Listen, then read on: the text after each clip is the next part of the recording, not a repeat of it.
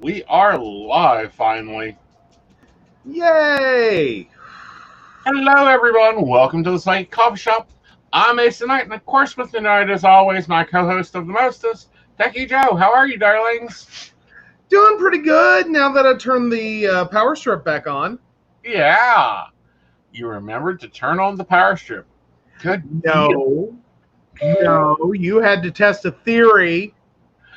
Well, I test a lot of theories. That's why, I'm a magician in some sort because I test a theory. Yeah, well, you magically popped a circuit breaker. Well, honey, I'll magically pop half this house if you get my temper up hot enough, which may occur during the show. Oh, well, there you go. But no, sorry guys, we're running really late. We had a coffee incident. We have Because we emergency. we had two coffee pots trying to go at the same time on the same surge protector. Yeah, pop went the weasel, and yeah. Yeah. Hi, Brenda. Oh, I forgot to switch over to live comments. Hi, Brenda. So yeah, hi. So we have our coffee. We made it. Yes. We have our coffee. We have our news.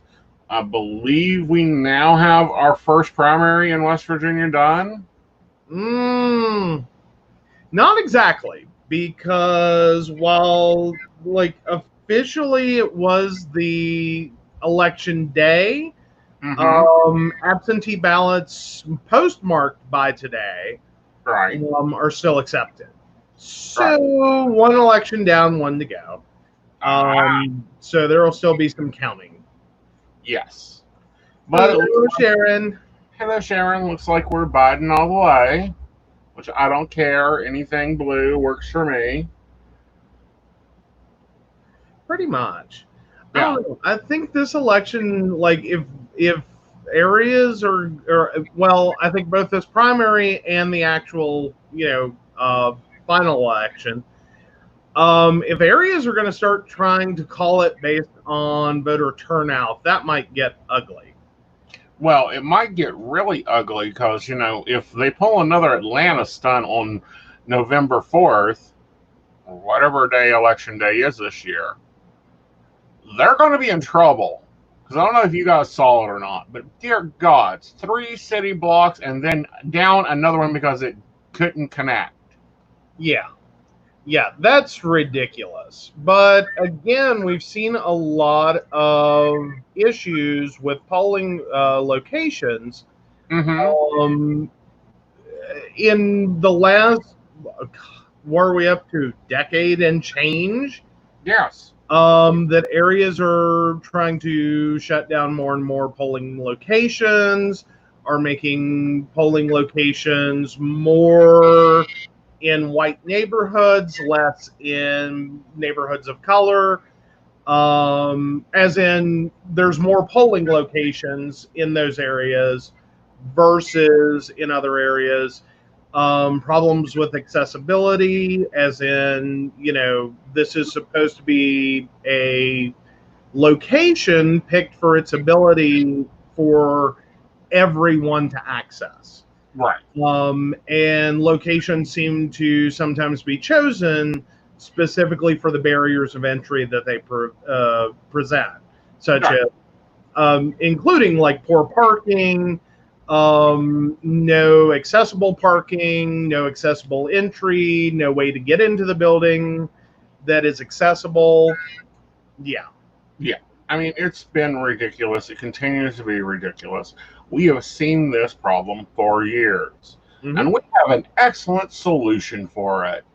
It's the way we voted, because we voted in the primary, Mm-hmm. and we voted in the primary almost 2 weeks ago. Mm-hmm. We mailed ours in. Yep. Quite easy. Loved it. But Yeah. we got it right back. Well, we got the next one right back. We No, got. no, no. They sent out a whole new ballot Mm-hmm. for the reason because I'm a weirdo. as I was voting absentee, and it's the first time I actually had an opportunity to like take a photo of my vote. I took a photo of my vote. Awesome. And so I compared.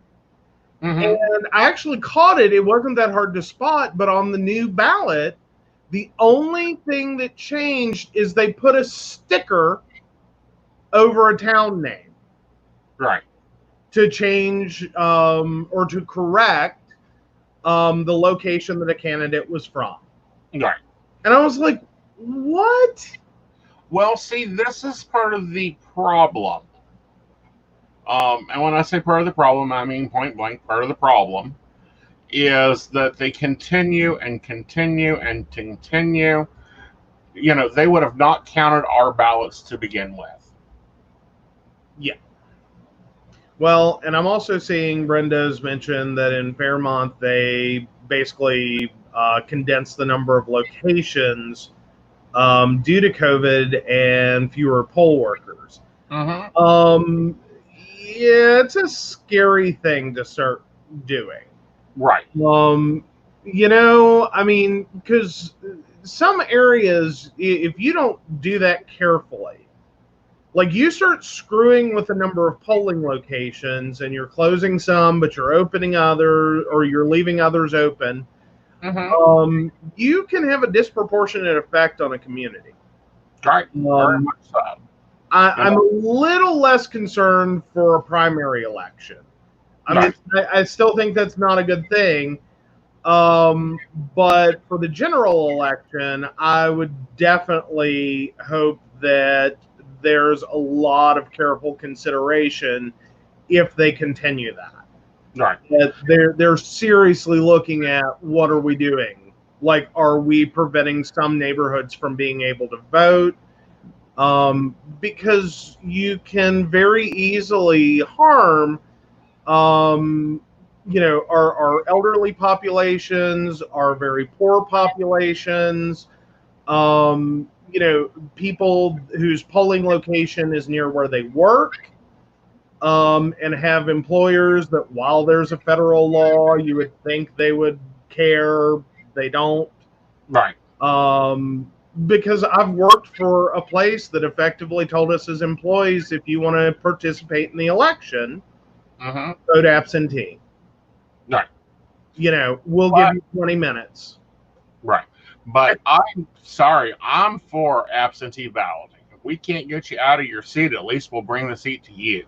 You know, we at this point in this country need different people than the current organization. Oh, absolutely. You know, and, you know, something got to change. This two-party system, something got to change. Don't care what it is, something got to change. Well, at this point, I hesitate to say it, but I don't see how. Like, I think this is going to go down as the worst presidential choice the United States of America has ever made. Yeah. Ever. Well, we didn't make it. No, technically we didn't. We didn't. The Electoral College did. Yes. We did not win the populist vote. Yeah. And that is a big problem that Brenda points out, is it also becomes very problematic that when you're closing locations and where their new polling location is. Yeah. And that can become a big issue. Though I know in West Virginia, you can at least, I believe, as long as you are a registered voter in the state, cast a provisional ballot if you visit a polling location that is not your own. Like if you're at a polling location that is not your own, I believe there's a provisional ballot you can cast. Possibly. I don't know. They're trying to do so much voting regulations. It's ridiculous. Sorry, my grandmother used to be a poll worker. I remember some of the different stuff that, like, she's told me. And I think there was something to do with a provisional ballot. If you could not go to your normal polling location. Like if it's the poll's about to close, you showed up at the wrong place. You have a right to vote. Provisional. Right. They also use the provisional ballot, though, for any kind of like voter registration. We're not sure what's going on. Mm-hmm. So we're going to check your voter registration and verify it, and then we will. Because it can also happen that someone moves. Right. And if it, for whatever reason, doesn't get properly processed, you can be told this is your new polling location, but maybe for whatever reason, the book isn't correct and doesn't show you there, but you appear elsewhere. Right. But it's like right now, if we move, we'd still have to vote in precinct 1. Right. Because we are in the middle of an election. Right. But if you were to move and do everything properly and you had enough time and the state replied before the election, this is your new polling location and you expect it is, right. There can be snafus that happen. Very much. There's kind of an acceptance that this is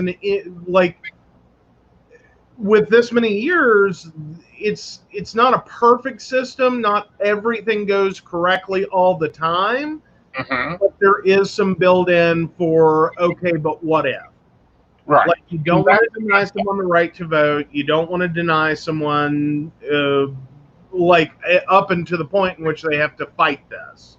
Right. Like you may be a while counting that vote, but eventually it can be counted. And I think Sharon done it as an awesome thing. She took her almost 15-year-old with her to vote and see the process. Yes, teach them to vote. Teach them to vote. Teach them to vote every election. Now, I do have a question. What was the minor child allowed all the way into the voting booth? Because I know that that used to be a weirdo thing. Like small minor children, like babies, a lot of polling locations don't have an issue with. But once kids get big enough to like sit, stay, don't move, some polling locations get a little weird about it. We have a question again from Mimi, but Mimi, as you know, we need your birthday. Yes, and Mimi asks, do you see Dario moving on with someone else, or do you see him coming to me? So as soon as we can make the lawyers happy, we'll move on to answering that question. Absolutely. Now, something else is we're seeing a lot of companies starting to shut down, a lot of CEOs resigning. Okay. Jared's K Diamonds closing 400 stores. So I guess diamonds aren't forever. Well, the diamond industry is a bit of a mess anyway. You're basically paying for an overglorified rock that actually isn't worth what they sell it to you for.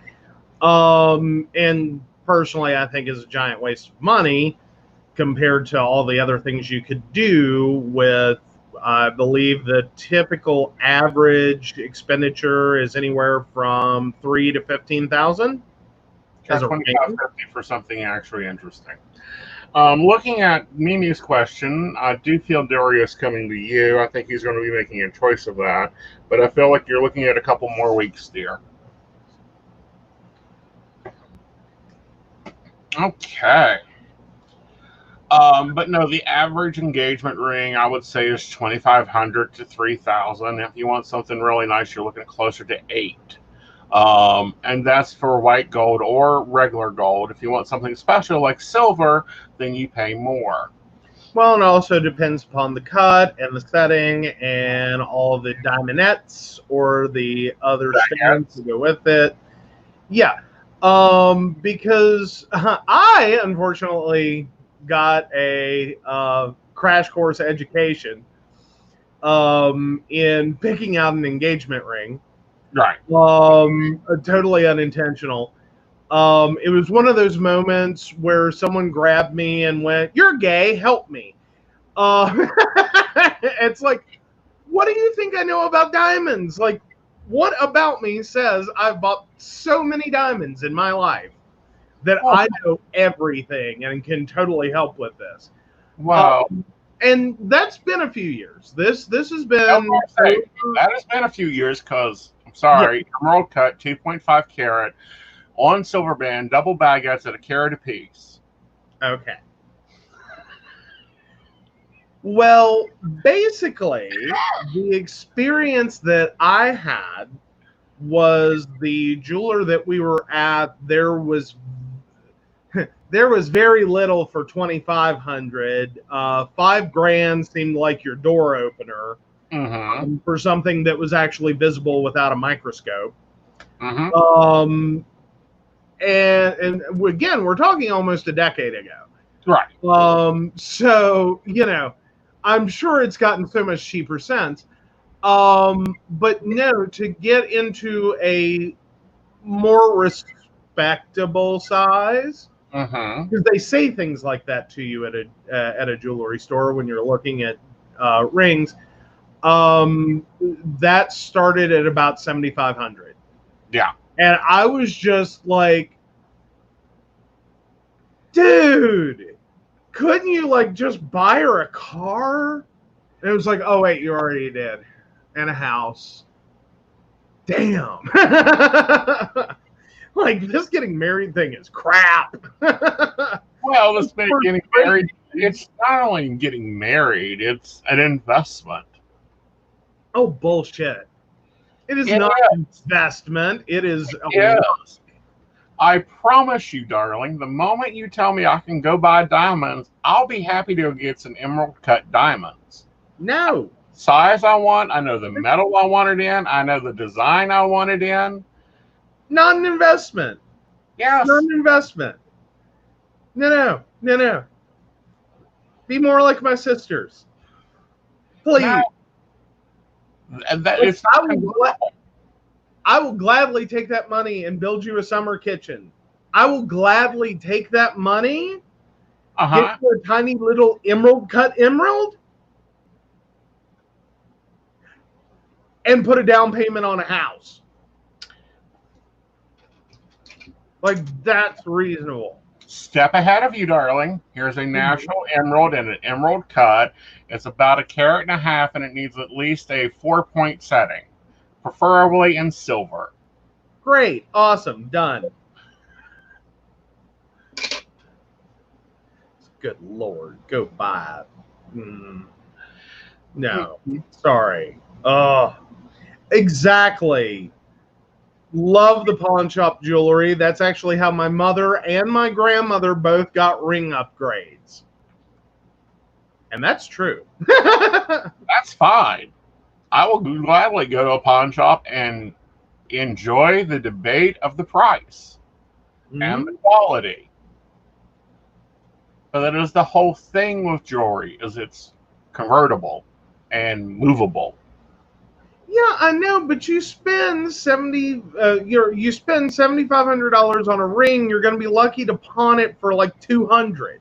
Well, if you're smart, you don't pawn it. You put it back on the market through a reputable jeweler, and you get twice the price. It's like buying gold. You don't buy gold right now. Now is not the time to go buy gold. Now is time to go buy stock, because it is in the bottom. Well, I don't know. Do you really want to say that on Psychic Coffee Shop? That is a psychic advice thing. That is just a business thing. The market's down. We have a bullshit president. He's got 9 months left back in session. It's time to buy some stock and get ready to hold it for about 10 years. Well, yeah. Well, I can say from the housing burst in 2008, my dumb self left a job in 2010, cashed out my 401k, but I still had a check coming. Mm-hmm. A matching. Oh yeah, no. Bling, shiny, sparkly, sparkly. You know what I want that on? A Mercedes. I looked at one. I know. But anyway, getting back to my point. So 2010, left a job, had a contribution matching check coming. They forgot to properly close my account or move me to an ex-employee status. So the money went in and was actually invested instead of just being thrown into money market. And I left it. I was like, I don't want to deal with this company. Screw these people. I'll get it. I'll take care of it one day. And so I just let it ride for a couple of years. My final employee matching was like $128 when they put it in. I withdrew $750 something after fees. Mm-hmm. I was like, that was a pretty good turnaround in like 4 years. Mm-hmm. Yeah. Yeah. Granted, I got a lot of like, wait, what do you mean you're a former employee with a qualified event? No, you're not. You're active. Mm-hmm. Oops. But no, I have to be very careful. I can't technically invest in direct stocks the way I want to because I'll get lost in day trading. Well, Very there's much lost in day trading. true. Mercedes can be maintenance and insurance holds. I will grant you that. The maintenance on a high-end foreign car can get costly quickly, and you do have to find a very good mechanic. You can't jiffy lube it up. You have to have a really good foreign car mechanic. Mm-hmm. And then on the insurance, yeah, it can be an insurance nightmare. No, Replacement value. I know, but no, Okay. $36 extra a month. Well, not bad. Yeah. What, Granted, you ran the Mercedes? What? huh? You ran the Mercedes? Yes, Oh my God. it was cute. Not the equal to my Spider Eclipse convertible, but it was cute. Uh-huh. Why you wanted a car or want a car that is solid white with a pale tan interior, very light carpet. Have you met you? Well, yeah, I've met me a few times. Honestly, I think cars that you look at should basically be like sport utility, like trucks, basically with vinyl flooring we can hose out. That would be a safer choice. I had the whole plan put together. I knew what the insurance was going to add to it. I didn't know the down payment, but knew what the car payment was going to look like. Mm-hmm. We can get the things for it, like we've got. A, No, he is not getting me a Mercedes. He is getting him a Mercedes, or so he believes. believed till I heard the down payment. I'm like, no, thank you, not what I want. Because if I'm gonna pay that amount of money for a down payment, I'm getting what I damn want. Damn Skippy. But yeah. No, he's right. It was a really pretty car. Mm-hmm. I'll give it that much. It was in wonderful condition. Used, it would be new to us. And the years versus mileage, my only big concern was that it was kind of low mileage. And that always concerns me with a car. I know other people are like, oh, but it's low mileage. And I'm like, no, see, I've gotten the Granny Mobile a couple of times already. Mm-hmm. Let me tell you what you get. You get a car that still has factory tires, factory brakes, factory belts and hoses, the factory battery, factory everything, and then the minute you put about 10,000 miles on it, it starts dropping parts every time you cross a city, county, or state line. Uh-huh. Next thing you know, you are on a first name basis with a tow truck guy. You have a preferred one at least 2 towing agencies. That's where my Ford Escort was. I'm just telling you. I had 2 that I preferred. Mm-hmm. Because every time I turned around for a good year, Mm-hmm. tires, belts, hoses, brakes, all at once. Just bam, bam, bam, bam, bam. And it's like, oh yeah, low mileage is amazing. Can I have my Cadillac? Hmm? Can I have my Cadillac? No. You're scary enough with a 4-cylinder. I am not giving you a North Star. Why not? Because I like our insurance. I like our insurance agency. I like our insurance rep. I do not want to get the phone call from them of, hi, your monthly premium is now a 4-digit number. Thanks for insuring. She would not do that. Vacation. I would have to do some serious crap for our insurance to get that high. Again, you're scary enough with a 4-cylinder. Like, slow it down there, Andretti. Dear, Mm-hmm. I have yet to get a speeding ticket in over 7 years. I've had 1 accident in 3 years, and that was your fault. And that didn't even go on the insurance agency.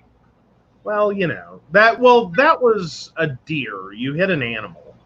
Well, technically, an animal hit you. Yes. Because and they weren't insured. Well, they were very uninsured. You know.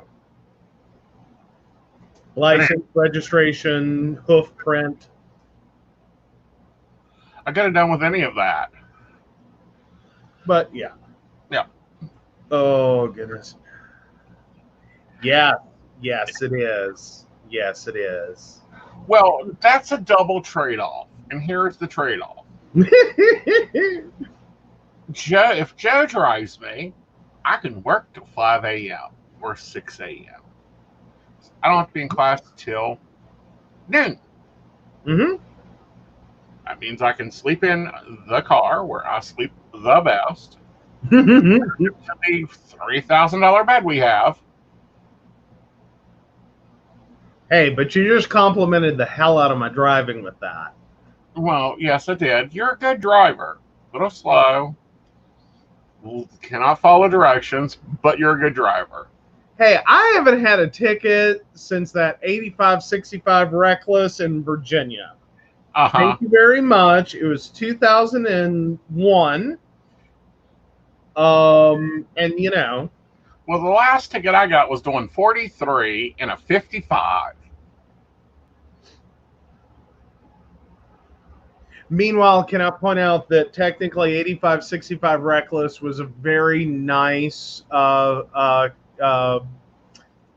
county or a state trooper, county deputy. Yeah, he was being very nice. Technically, he clocked me at 104. In 2001, in a 1990 Mercury Topaz, 104 is what he had clocked me at, and I was slowing down. Well, again, doesn't matter the car, it matters the driver. I will tell you that and tell you that. I can take a Spider Eclipse and get no tickets, which I never did in the Eclipse. I got them in the Lincoln. And again, you don't see the connection to why I don't want to give you get you a Cadillac. Mm-hmm. Yeah, keep going. Keep talking. Yeah, I got a speeding ticket for going 43 and a 55 because the cop had been, was not in the best happiness to see my rainbow stickers. So I was impeding traffic, namely myself.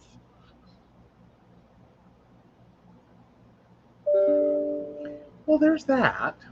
Yeah, gotta love cops. Speaking of them, there's been a lot of news and talk about reform of the police system, Yes. unarming them, unmilitarizing them. There's been talk of You know, disbandment.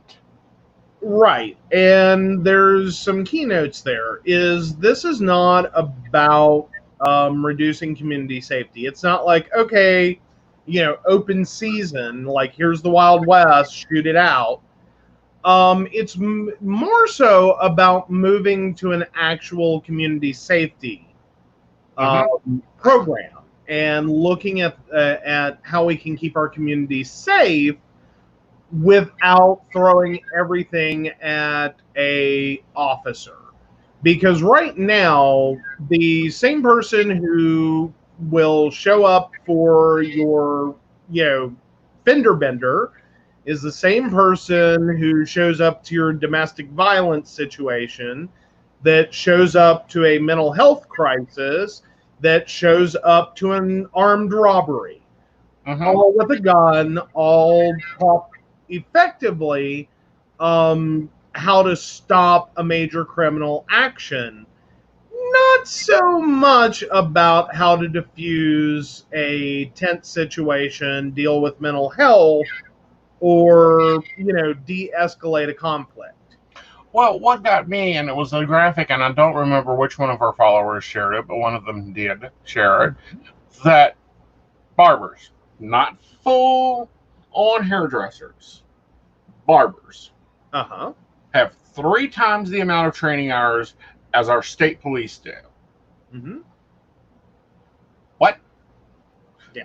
Person that can do 9 haircuts, no draw, no technically heavy chemical in processes, no no mani pedis, no, just cut your hair. You know what I done to you today. Mm-hmm. Hi. Has 3 times the training as a police officer. That's scary. Yeah. Well, and a lot of it is focused on more militarized training. Yeah. And again, we love Mark, and he shares some very awesome things, and I believe this was one of his. 99.9 on that. Was the point out that, and I just lost my whole train of thought. Dang it. Okay, sorry. Don't We know were where that talking went, but maybe it'll pop back. about hair, barbers getting 3 times the training hours as. Now I remember. Is that currently, millennials are the last generation that has even a at least vaguely clear. Because you got to remember, we're a wide age group. I am one just barely. I was in college on September 11th. That date has significance for me. I watched on television, as did most of our country alive at that time, Tower 1 and Tower 2. Well, granted, by the time I saw it, I was stuck in on waiting for classes that never happened that day. So effectively, I saw it later that afternoon. But watched it on television, saw what happened, lived through the devastating time afterwards. Millennials are the last group that have a real, at least vague understanding of Mm-hmm. September 11th. When you start looking at Generation Z, the generation after millennials, they've only grown up in a post 9/11 world. Right. That's it. That's all they've ever known. Um, the very earliest of which, the youngest or the oldest of which, are just now turning 18, 19, 20. Right. They're sitting back, and as they're getting ready to vote, they've gone through a lot of shit.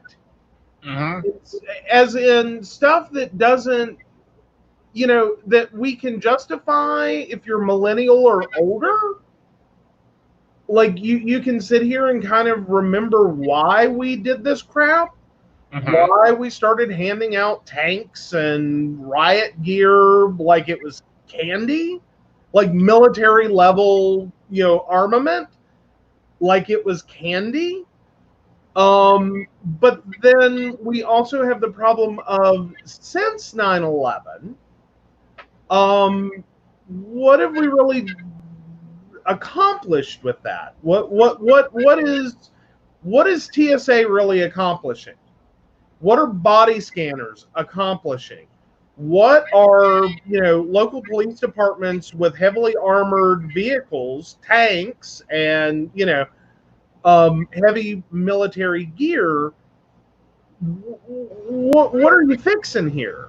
Like, you're mostly using this equipment to serve a no-knock warrant for the war on drugs. I think we've gone a little crazy. I think we've gone. I think we all recognize that, but all of us do realize, again, millennial and older, that there was a reason for this. Right. And I think now is probably one of the best times to stop and realize that what might have seemed reasonable in 2001 hasn't been. No. Like, it might have been reasonable for a good couple of years there. No. We've gone too far. We moved this, and we moved the needle in a bad direction. What gets me is our police forces are more armed than our National Guard. And our National Guard is supposed to be the nation's defense, the state's defense. They were originally the Minutemen, was a reference to the National Guard. What? Yeah. Barney Fife has more weaponry than our, our very much so important Minutemen. Basically where we're at. Yeah. Basically where we're at. And moreover, the majority of what officers are ultimately asked to do doesn't require a gun. No. And I'm not saying that we need a no-gun police force or a no-gun, total ban on guns for any kind of law enforcement. It's not that. It's that we need to definitely change this from where we've been. Well, if you remember, and you may not, when we went into Afghanistan, when we went into Iraq, we had soldiers that did not have body armor. But Barney Fife has body armor. There's a problem there. Yeah. There's a massive problem there. That there is. Well, and additionally, that it creates this mentality of, basically shoot first, shoot some more, and after everyone's dead, try to answer a few questions. That's where we are in the United States. Yeah. That's where we are with no-knock warrants. That's why we have an unfortunately high number of misserved warrants. As in, they're showing up at the wrong address.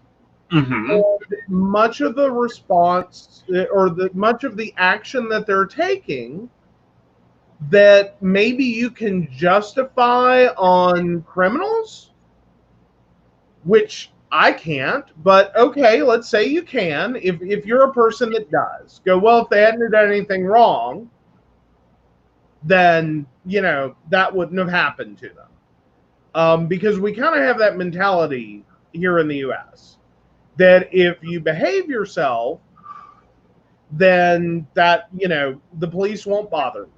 But if you don't, you deserve anything and everything that you get. Anything and everything. Agreed. Just whatever it is. But then we turn around, and because someone got a digit wrong on an address for a warrant, it's a no-knock warrant. They are showing up heavily armored, fully protected, with flashbangs, and so now what? You deserve whatever you get for living in a bad neighborhood or having a crappy neighbor? Or a crappy ex-husband. Then we also have the situations of swatting. Yeah. That are occurring, which is a big issue online. Yeah. It would literally take almost nothing and not to give anyone ideas, but, I don't think any of our audience is like that. It would take next to nothing to have a SWAT team called to this house. It literally takes next to nothing. Right. It is a 911 call, anonymously placed, and next thing you know, we're in the middle of a live stream, and there's 10 officers swarming through my front door. Right. Guns drawn, expecting some form of horrible criminal activity to be about to go down. That, someone could allege that I have a gun pointed at you. That's kind of hard because, of course, one, to get police out here. I don't know. We may test that theory if the construction workers keep destroying property. No, we won't. One day. No.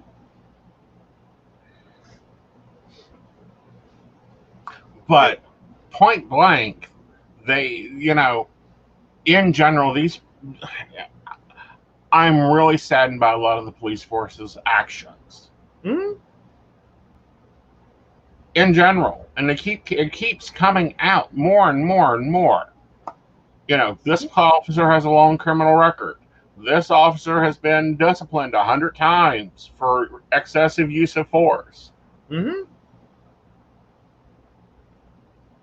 we stop it? Can you fucking do your job? That's kind of where that's kind of where we've gotten to, is the excessive force has become the job, and that's the problem. Right. That ultimately, if you look around our nation, and especially in our White House, this is the kind of policing that rich white America, and in some cases just white America, expects to see. Because one, there's this firm belief that all people of color are criminals, and that all people, that good white people don't do these things. And it's the same welfare kind of argument. But every mass shooting that we have had has been Anglo-Saxon. Hi. Yeah. Yeah. It's like, hello, good point. He's just one person, and he had mental problems. Like, can we call some bullshit there? Please. Like, yeah, this isn't, like, I understand that in some ways, this is a very much about mental health. But again, can we just have a conversation about not only where we're at with like the militarization of police, but also where we are in many ways with the NRA and white America? Like this heavily armored, like this belief that as an ordinary citizen, you need to be heavily armored to go to Kroger. Well, what even aggravates me more, unfortunately, in the state of freaking West Virginia, we had a white nationalist protest at the Capitol. Yes. Really? Like, hello, people. We have police assaulting them.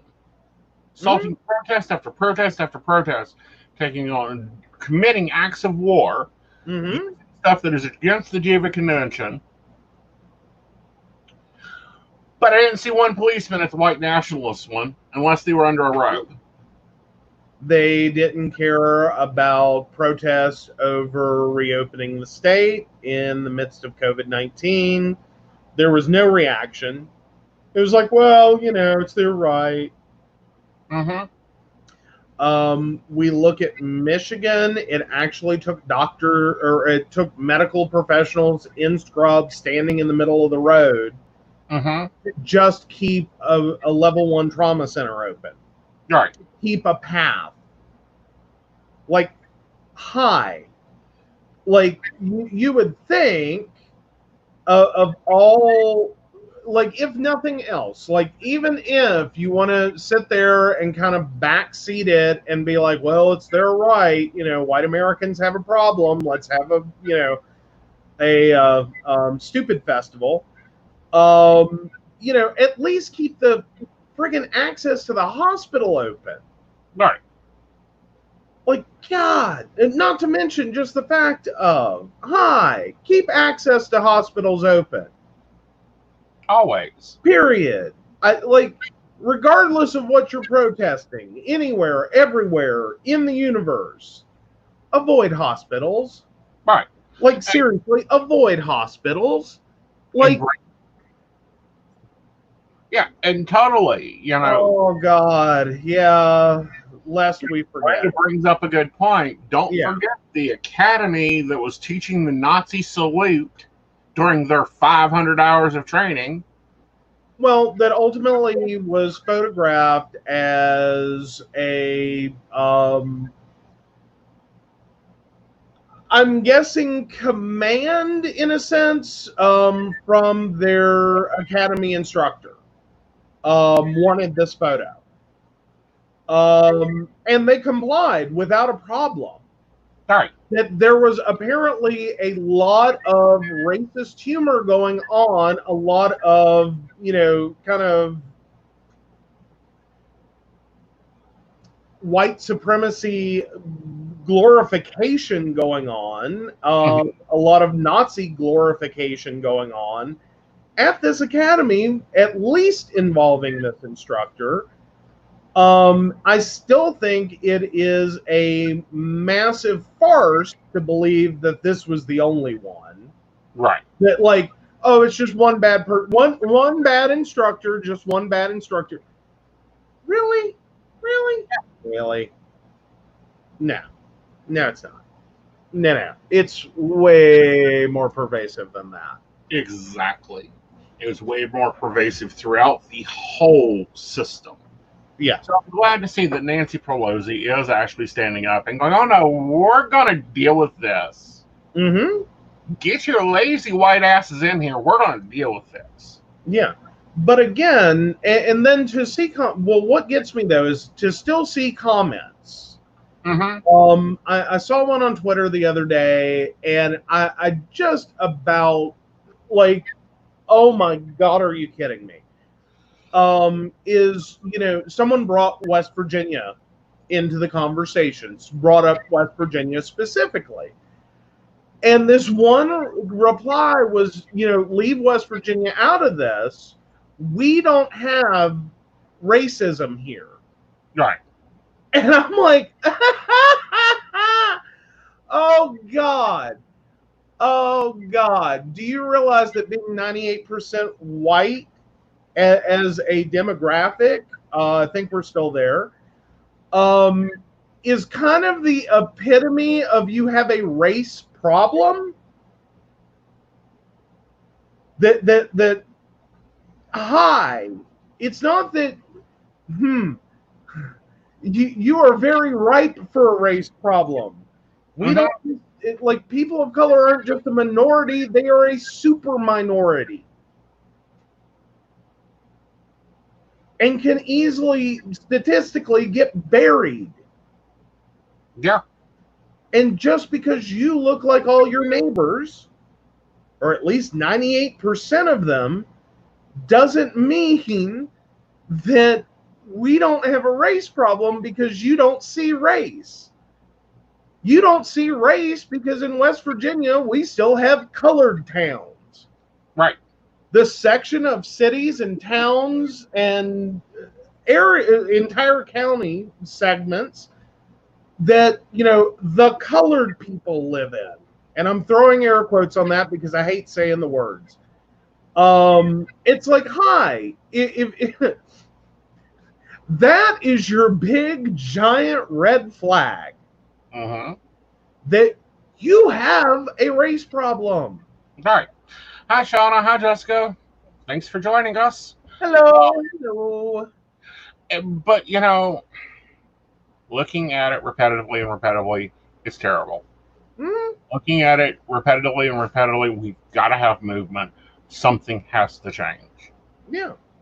And, I'm hoping, I don't know when Kentucky's race is, but I will be paying attention to it because Mitch has got to get out of there. Point blank. That man has been, and I want term limits for the Congress, for the Senate, 4 years like the president, and then out the door you go. Not to return.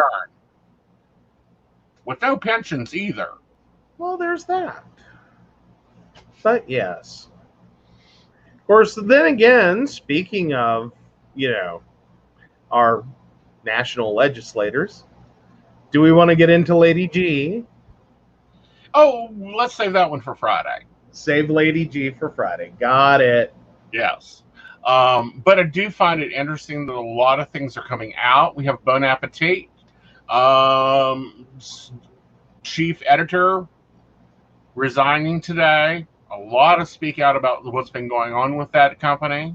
For those that don't know, Bon Appetit is not only a YouTube channel, but it is also a magazine.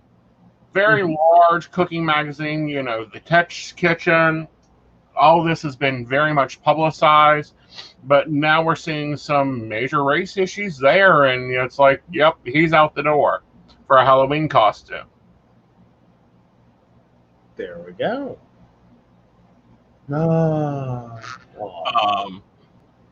And let's see what else hit our news feed. Oh, let's talk about New Zealand. Ooh. The only bright spot in the world right now regarding the words COVID-19. Yes. Literally the only bright spot. Only. Yeah, because they eradicated it. Well, again, they've said that, but they're not actually calling it that. They're still thinking that they may have a few more cases that will crop up as they reopen. Right. They're confident that they've hit a point in which they are more than comfortable to resume normal life. Right. That at this point they have been so long without a new case that, and hi, this is what we should have been doing in the United States. This is what the entire world should have been doing. But no. Yeah. Said, all right, everyone's got a week. Get what you need. We're locking down for 2 weeks. Close the borders, close the streets, close the roads, close the towns. And they shut down everything. Ammo, no package. Well, not 2 weeks, a month. They closed down for a month. Yeah. Yeah. Total. Stop. They And now they're beginning to open back up, but only within their border. They are not accepting anyone from out of country. They are not accepting out of country packages. They're allowing them to travel. Well, actually, I believe it is people from outside of New Zealand are still subject to quarantine. Like, they're allowed in, but subject to quarantine is what I thought I read. Okay. Because from what I heard, that's after they open the border. Currently, they're not opening the border. Okay. Yeah. And I'm like, really? This little South Pacific island Mm-hmm. had maybe 100 cases and said, nope, we ain't playing this game. We know what works. We'll go to that. Yeah.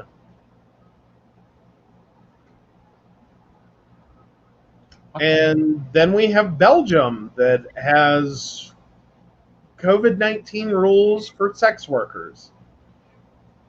No kissing and always wear a mask unless you're giving oral. Hey.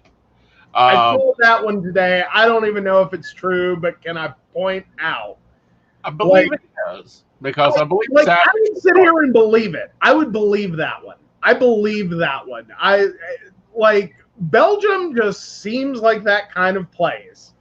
Well, yep, we're going to make COVID-19 rules for sex workers. Here you go. Right. I'm sure there's a whole, puff, puff, no pass for Amsterdam. I could see this. Well, again, they're attacking it. They're dealing with it. They've made progress on it. They're being real about it. Mm-hmm. We're supposed to be the best country in the world. Strongest, richest, whatever. Whatever, Star-Spangled Banner speech you want to talk about. And we can't even control something. Well, it is. It is. It is very, pun intended, I guess. It is very hard to do social distancing in that profession. Yeah, well, not really. It's called cam shows, honey.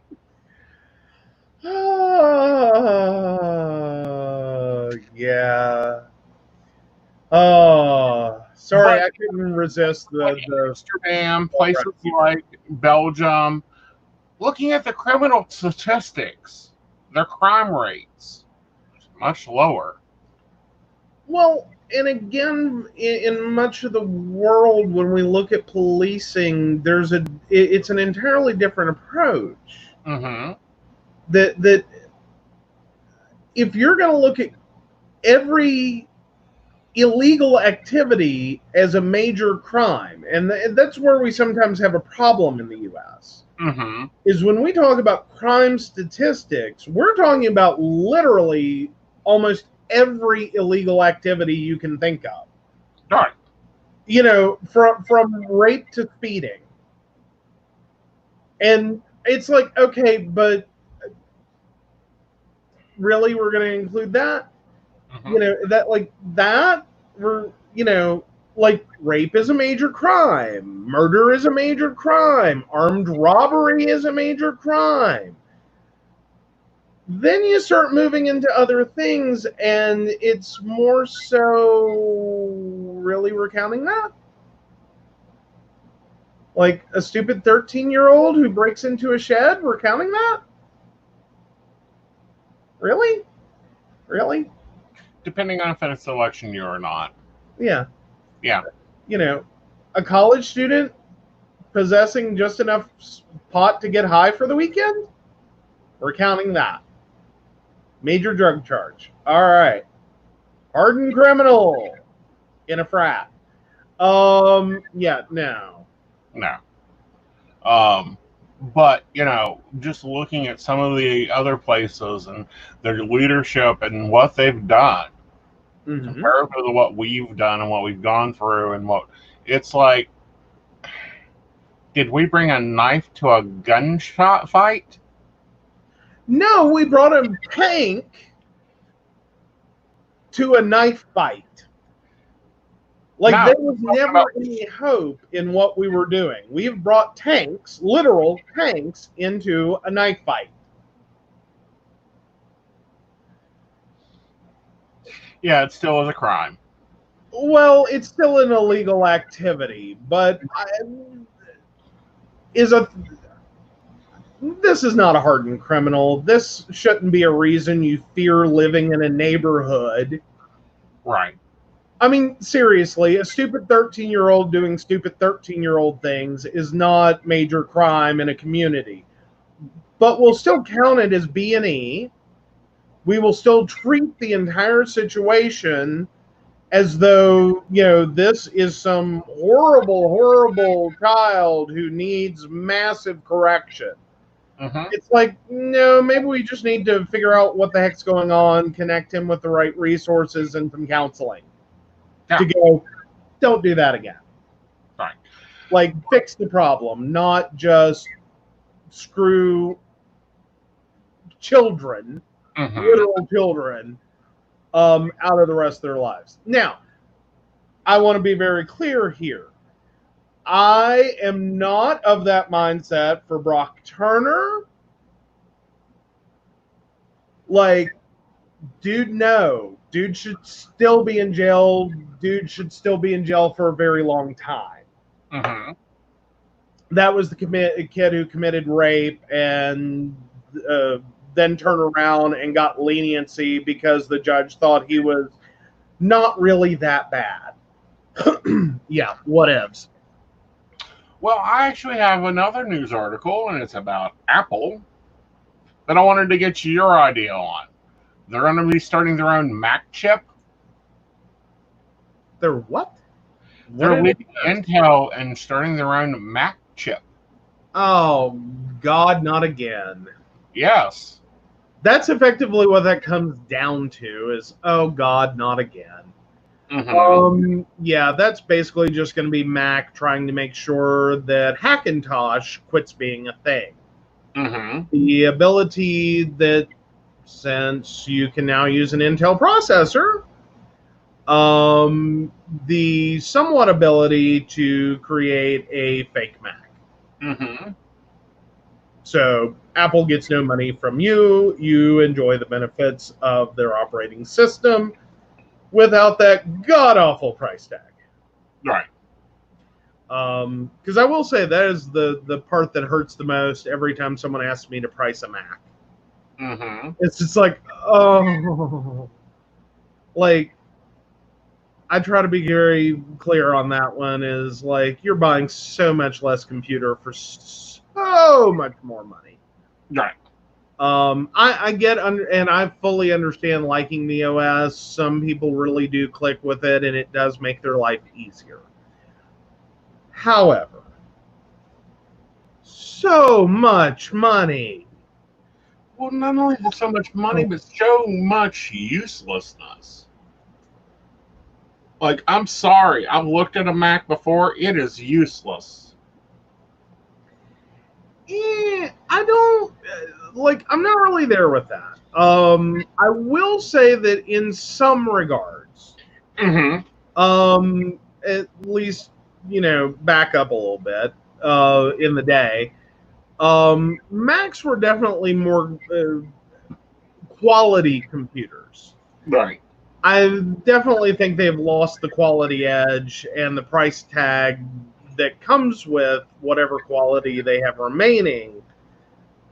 I can't justify it. I'm going for the amount of money. The amount of money you would pay for a Mac. I can get you so much more in a PC. Right. And then you're just renting the Mac. Effectively. Mac is very anti-right to repair. Right. So is this even going to be limiting the right to repair on their own chip? Because now they can do it from BIOS command. That on this date your computer dies. Pardon? Well, if they have a chip and it's their own board, can they not put in a date in the machine for it to die? Well, typically that would be a really big scandal for Apple to go through. Oh, you mean like their leak of iCloud? Well, I would say it would be on par with the point in which they started throttling down performance on iPhones Mm-hmm. to, improve user experience by increasing battery life through reduced functionality. Mm-hmm. That was a big enough scandal. Right. To actually have a date of death encoded from factory Mm-hmm. would be a massive scandal. Right. Like that would get pretty bad. But we do run into a situation with Apple in Mm-hmm. which they don't support right to repair. They feel they are the only ones that are qualified to say whether something is or is not repairable. Mm-hmm. And if you want to be an Apple Care identify or part of the Apple Care program as a repair shop, Mm-hmm. you have to agree to abide by that. That if Apple says this isn't fixable, even if it's a 10-cent part, Mm-hmm. and you could whiz bang, here you go. Mm-hmm. If Apple says that's not fixable, you have to agree to abide by that and not fix that. Right.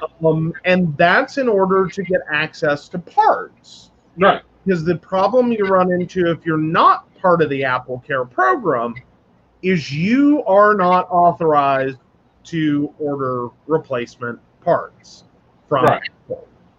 And Emily says, she owned the Power Mac when she was in college days, and it was amazing, her favorite computer. But back finally with it, then Apple started focusing on their iPhones and their tablets, and essentially forgot about artists who use their Mac PCs for the stability they brought. Now she does all her work on PC, just because the net is not worth the cost, and I Yeah, totally agree. yeah. Well, and that's where Apple has ended up. I Yeah. will say there was a point there that Apple really did offer a lot for artists, for video creators. Um, Mm-hmm. that in many cases the cost could be justified. But anymore, like the Macs that I've looked at for clients are laughable. It's a joke. Right.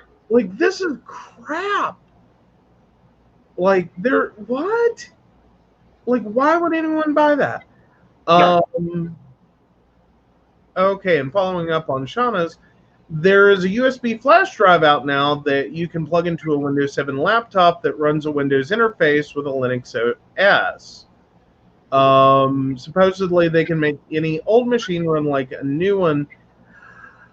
I have seen those, and effectively, it's an overglorified USB. Well, I think it's a USB 3 flash drive. It really is. Like you could technically put the same thing on any flash drive, because all you're doing is booting from a USB drive, and you're totally bypassing the OS already installed on the system. Linux, in and of itself, typically does run a whole lot faster. You can, in some circumstances, especially some of the older hardware that like Windows 8 was kind of a push for it. And Windows 10 just is crappy as can be on it. And there's a reason for that. We'll get to that in a minute. That in that situation, you will definitely see a lot better performance out of Linux. The biggest problem I've run into, and I'm sure Microsoft would deny it with every fiber of their being, I have yet to see a single installation of Windows 10 perform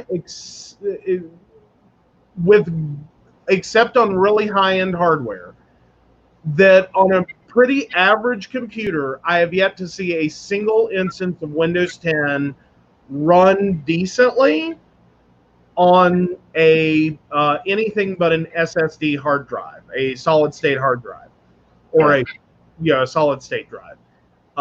If you've got a spinny and you're coming from the Windows 8 time frame, I'll tell you from the get-go, that's not going to work.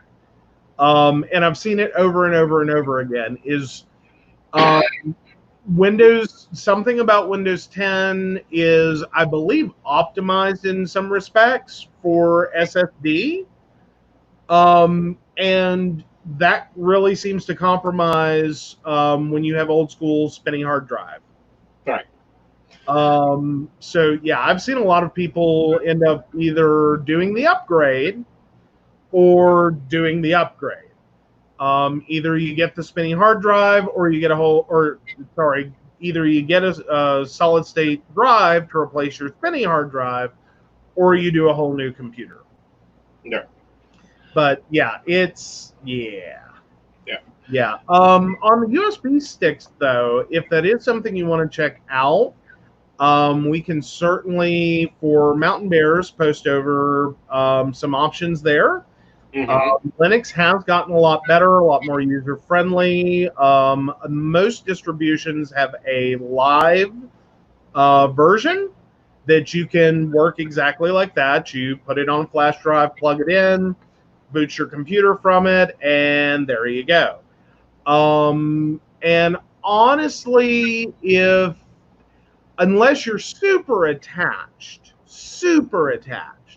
to the whole Windows 10 look and feel, it's really not all that different. But I would point out the most important part: when you go to Linux, in a lot of respects, you're going to have to ditch your Windows programs. While there are emulators to emulate Windows so that you can run some programs, so far my experience with that has been a total crap out. It's not that it's impossible; it's just not good. It's not going to make you happy. Like, you're not installing Office in a Windows-looking version of Linux. Right. Never going to happen. Never going to work. Not a thing you want to try. But yeah. And hi Patrick. Emily says that she still has the computer, boots it up, but refuses to consider investing in a new Apple. Too expensive. And see, the problem is you can't even upgrade that. Like, if I had some of my old rigs, we could upgrade those for a large part of it. But she is talking 03 to 05 era, back before Apple switched to Intel processors. Right. Now, that was an important switch for Apple. Apple's already been down this proprietary processor. You can't buy it anywhere else but Apple. The switch to Intel was supposed to be, I think a lot of people thought that maybe Apple would go the route of either releasing their OS out and making it more commonly available, more of a Linux model, like you're paying for the brand, not the OS. They totally didn't do that. They got very like, no, we're not doing that. Right. Considering that ultimately Apple at this point, everything OS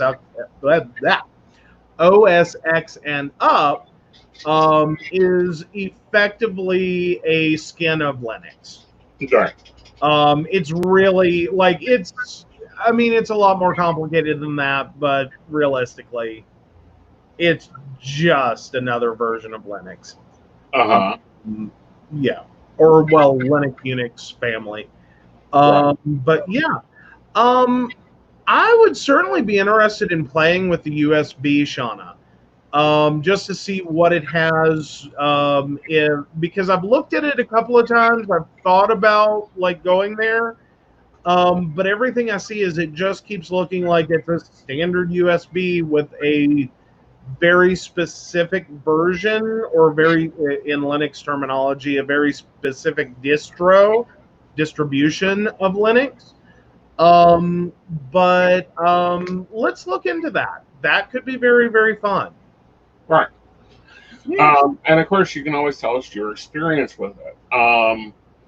But, I don't know. What do you think about these people dredging up things from almost, 2004, 2008, and bringing it up now? Like, we've had this with social media. People have tweeted 20 years ago, and they Mm-hmm. bring it back up now, or Halloween costumes from 15 years ago, 20 years ago, 30 years ago, and Mm-hmm. bring it back up.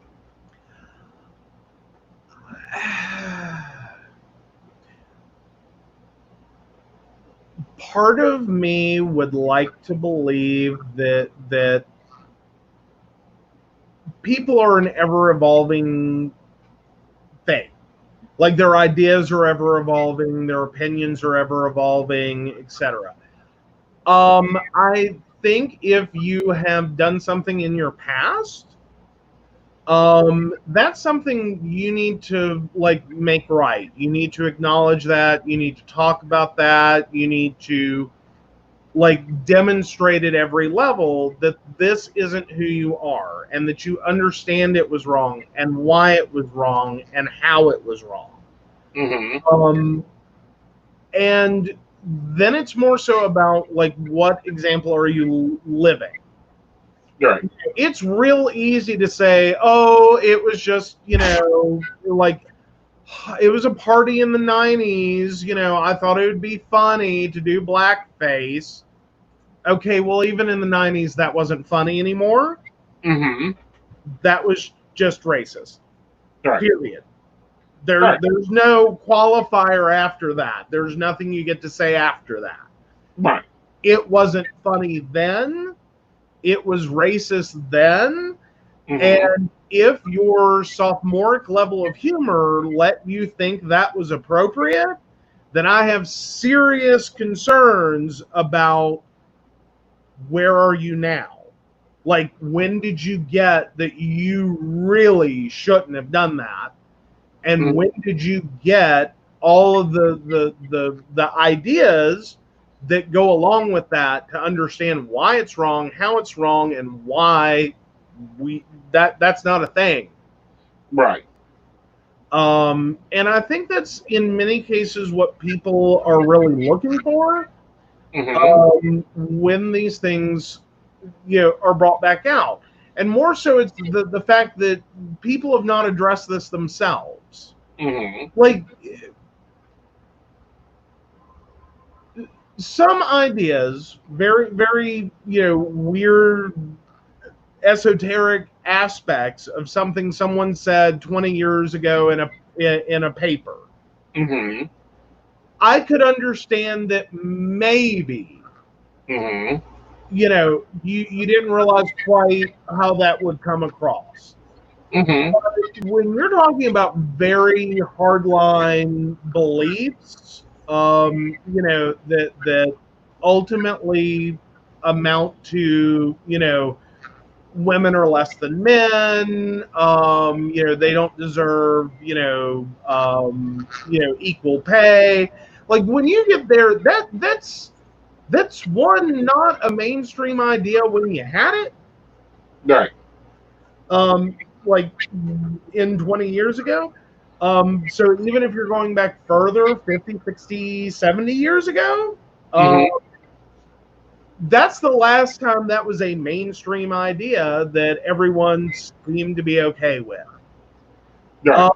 I would think that you kind of have to go back and address that and walk us through how Mm-hmm. to get from there to here. Uh, Right. and the biggest part of it is you can't just fake it. Right. You know what I mean? Like just showing up and apologizing doesn't do it. Right. Like you have got to be able to demonstrate that no, I had a very bad idea and this is why, this is how I know, this is what changed over time, this is how I got here. And then you have to have lived it. Like, and specifically if you're talking about politicians, Mm-hmm. you have to have somewhere in there changed how you vote. Because Right. if you've been running this same, voting pattern, you Mhm. can't say that, oh, no, I don't believe that anymore. My voting record says different, but I don't believe that anymore. That's what my constituents think. Like that, no, that's Well, see, this is where, and now draw two different lines here. mm-hmm. Many of the 80s and 90s, 2000s, 2010s club music uses a certain word in it. Mm-hmm. Okay.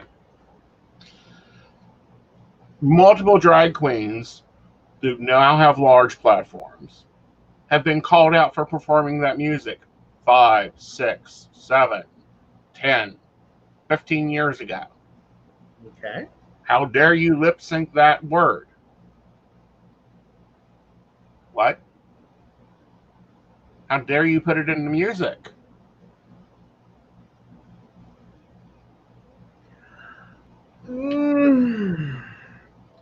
That one can. I still think you have to question like the context of that. Mm-hmm. That ultimately, even then, I think you would have to admit that that was a very poor song choice. Um, then again, I'm trying to figure out: are you talking about N-word or the F-bomb? N-word. You know the F-bomb's not going to fly in a drag queen club. Well, you never know. But sorry, I didn't see a lot of drag Mm-hmm. shows over time. Okay. But no,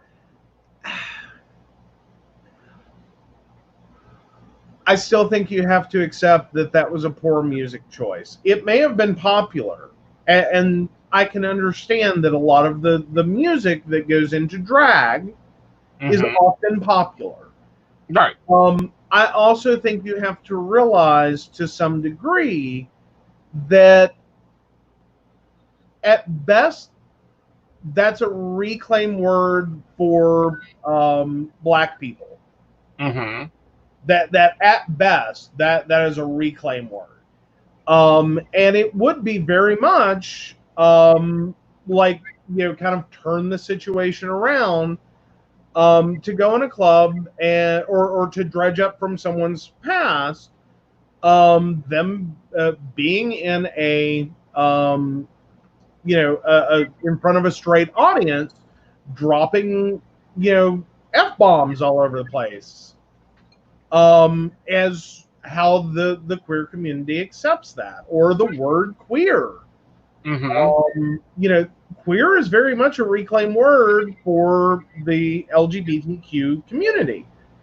There were many years that was not a word used so much by the community as thrown at the community, Mm-hmm. much like the F bomb. All right. And both of those, depending upon who's saying it, it has very different meanings. So in that regard, no, I can understand wanting to bring that back up 15, 20, however many years later, and go, hey, what's going on with that? Well, I think they need to bring it up to the artist, i.e., Little Kim, the estate of Biggie. Definitely need to bring that up. I mean, do we erase their music?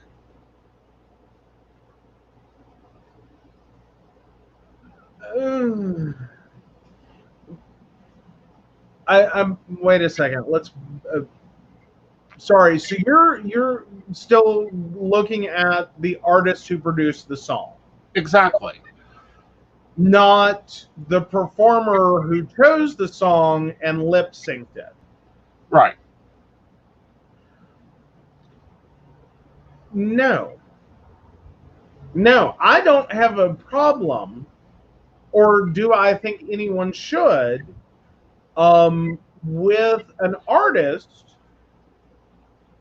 using a reclaimed word that is part of their community, creating a song with that word. I don't have a problem with that. I don't think anyone should have a problem with that. I do, however, see the issue with white performers using that word on stage, that this is not a song. Like, you're not capable necessarily of understanding what you're doing. That ultimately, if you're doing, drag as a white woman, in the form of a white woman, and you're using, music created by a person of color that contains the N-word, I think at that point, part of your drag is making a mockery. It's almost like an inverse blackface, that you're just doing whiteface. That it's kind of that Mean Girl, or not Mean Girls. Dang it, that's not the movie. Forget the movie. No, that doesn't work for me. It's not an artist problem. It's not the music's problem. Or at least it isn't to me. I can't see that one. I think it has everything to do with the performer, though, that you have to have known even then that you were choosing a song based on popularity. I get that. Yeah, but that's what's going to make you the money. That's what was on the top 40 then. Mm-hmm. That's what was performed. Now we're dragging it up 20 years later. That's not every song that was on the top 40. Most of them. In the 2000s, most of all hip hop was performed by black artisans. Name me one hip hop performer that's white. Not my point. That there were other songs in the top 40. There were other choices to be made. To have intentionally chosen to take on a song that had an important message to it. That may be the only thing you could argue, is that you identified more with the song than the language contained therein. But again, I would think even lip syncing, that you might choose to skip a word. That it's not your word to say.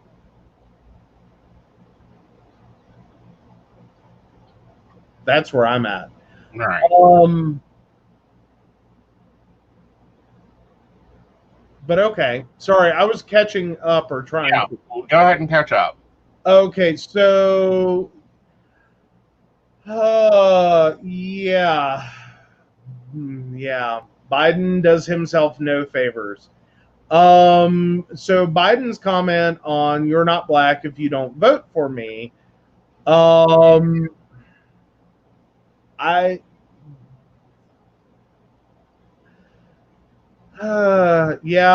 kind of have to go with there are some racism issues there, definitely. I don't think anyone's arguing against that, are they? That was really, really bad. I mean, I think it was again, Joe Biden has a very bad history of opening mouth and inserting foot. I think it was a joke. I don't think he meant it necessarily racistly, but I also think that there's some degree of there's like a lack of propriety, appropriateness, of like the ability to see that there's still like some things floating around in his head that are influenced by a different time that he hasn't addressed?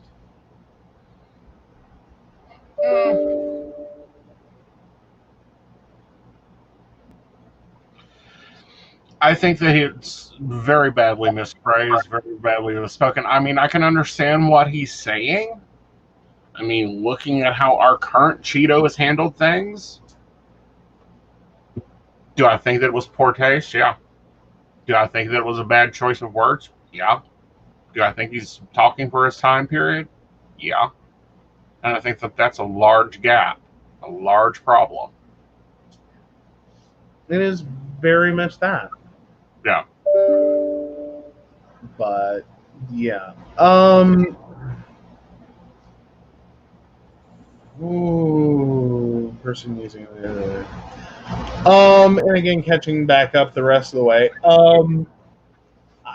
I will, and that was kind of my point a minute ago, Brenda, is that yes, the choices someone makes now and has made sense is a very big part of it.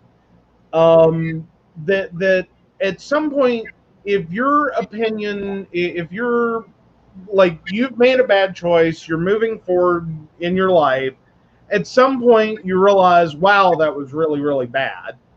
And here's why, and I fully get it now. I screwed up.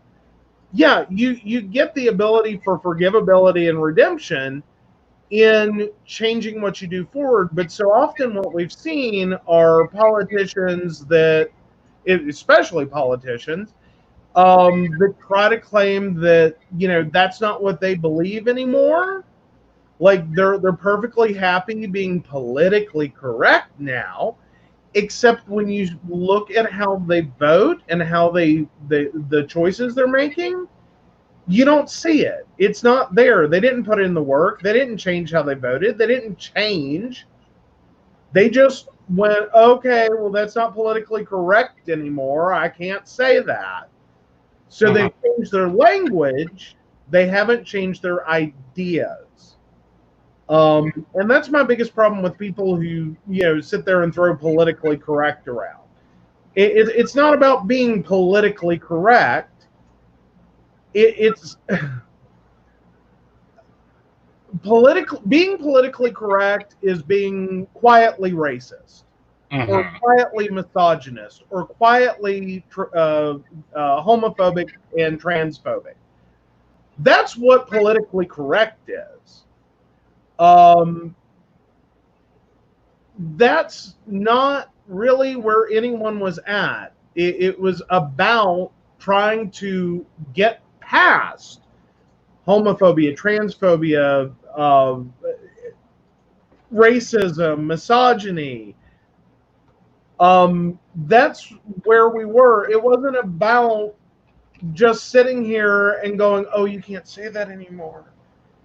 It was about understanding why you shouldn't, why this is a bad friggin' idea. And that if you want to go over here, again, you have the freedom of choice to keep doing it. Being politically correct means you just don't want to accept the responsibility of making the choice to keep doing it. Right. You don't want to abandon ignorance. You're happy where you're at. You're happy being homophobic, transphobic, misogynistic, racist, any or all of the above. You're happy. You don't see a problem. You don't see it. But you know how to not get in trouble for not seeing it. That's what politically correct is. That's all that is. That's you know, we're just going to, you know, whitewash this in every sense of the word and make it seem rosier than it is. That, oh no, these things don't happen. You know, I haven't said such language in years. But if you're still having the thoughts, if you still don't understand why it's wrong, if you still think that you can change the language but have the same idea with different words, no, that is being politically correct, but that is not what this was ever about. It wasn't about changing language. It was about changing ideas and finding the, creating actual equality, not just lip service. Or more importantly, not just silencing people with bad ideas, trying to actually change them. And, if you want to still have them, then please express them so we can move you out of the way. Because you're a dinosaur and you're irrelevant. Sorry, that's where I'm at. Yeah, and I like how Brenda puts it. Okay. Okay, it's an old performance. It's that old. Hopefully and they're now using a lot of their own music. And the music industry in itself has changed. Even gangster rap has changed. Most of them no longer use those words. But it's also understanding to some degree if that's actually what happened. Like, because ultimately this person built a career off of those choices.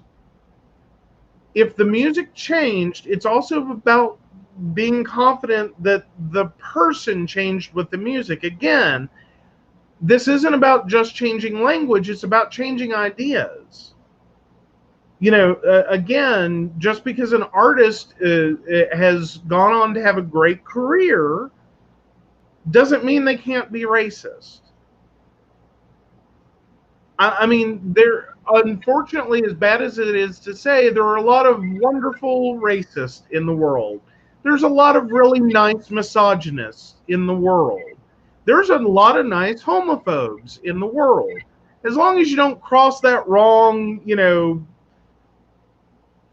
trait, part of their head, as in you're not part of any of those communities, you're not one of those people, then you'll never have a problem with them. They'll be good as gold to you. But the minute you do,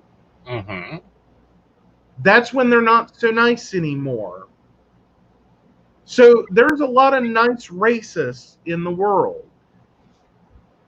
Like, hate to tell you, there's racist moms and dads that were never mean or horrible to their children, but they're still friggin' racist. Like, that's just the one thing that's there.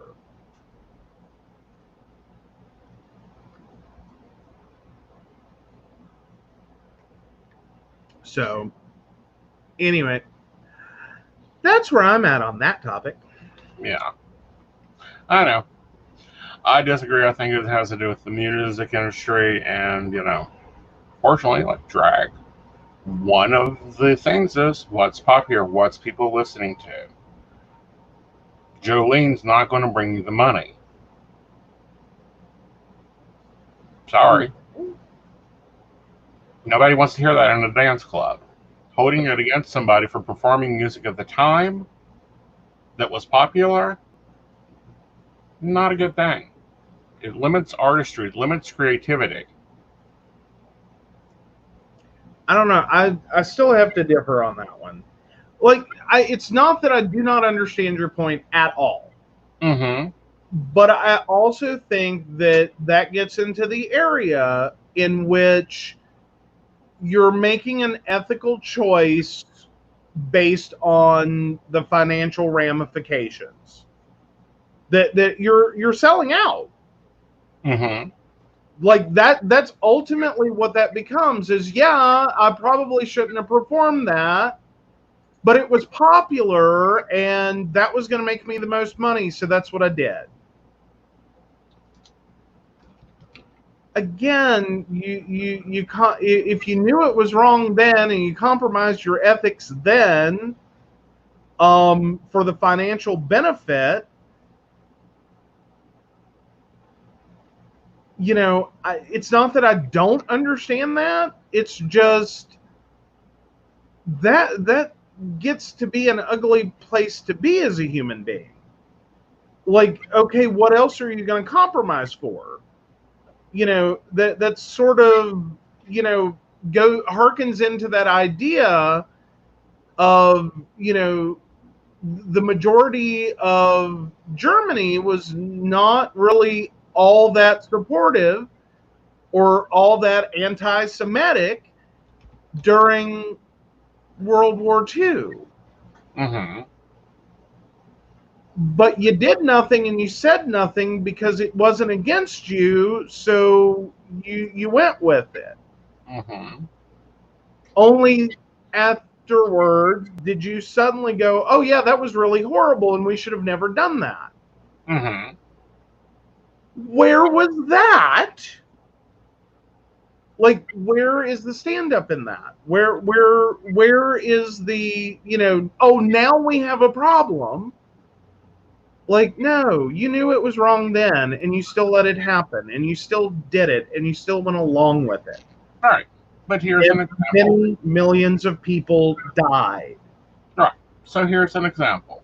The Mhm. current top 100, number one is Believe It by Rihanna. Mm-hmm. Okay?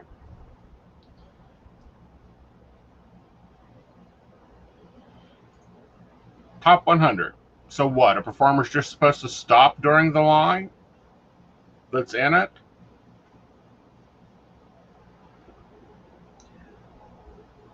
I'm sorry, I didn't catch that. So Rihanna. Yeah, Rihanna. One of the lines in the song where they're just supposed to just stop there and just act like the song moves on, or go and edit it out. As a performer doing the song, Yeah. I think you're an artist and you can be creative, and I think you can figure out how to not lip sync something. That maybe now's a good time to have a part of your act in which you turn around for a second. Or you can bleep it out. There are radio edits. That song didn't hit the top of a billboard without a radio edit. And you guess what you don't hear on the radio? There's a whole list of words. Mm-hmm. So what would have been wrong in a club using a radio edit? Nothing would have been wrong, but what I'm pointing out and trying to point out is we can't do the double-edged sword, and we can't go and look at art and performance and go, oh, we need to take down the Picasso because, he only used this color and that color, and those colors are no longer fashionable. Take it out of the museums. I can understand your respect for the artistry. I do. And I don't disrespect that. But I think you could also take those older performances and at least edit out one word. Could you not? Yeah, you could. But 15 years after the performance has been used, they're bringing it up and bashing them? I think, if anything, that's a point where that artist needs to get on that and fix what's out there. That, if you're trying to seriously, honestly, sincerely move forward, and you can understand that what at best was marginally acceptable in that specific place in that specific time, a club 20 years ago that has somehow found its magical way online. Yeah, called a stupid cell phone. We used to have problems with them all the time in the clubs. Right. Then that is a point in which that is part of your performance. You need to own it. You need to try, if that is content you control, to acknowledge that's no longer appropriate. That's not who you are. That's not who you should have been then, or more importantly, you have grown and changed since then. And try to edit the content. Respect the artistry, respect the performance, but not the language. that if you were seriously, genuinely understanding of the power of that word and what it has meant through history at this point in your life, it should be a no-brainer to go, no, that shouldn't be out there. I don't want that out there. I don't want to be associated with that. Okay. That's Well, right. guys, we'll be seeing you on Friday on Mountain Bears. We've got a lovely topic to discuss, Lady G, and also some other interesting points of view. Thank you for our sponsors. You know, the Crystal Lotus Shop has recently been added to our sponsor list again, which I'm happy to see. And thank you, Beverly Walker, for sponsoring us.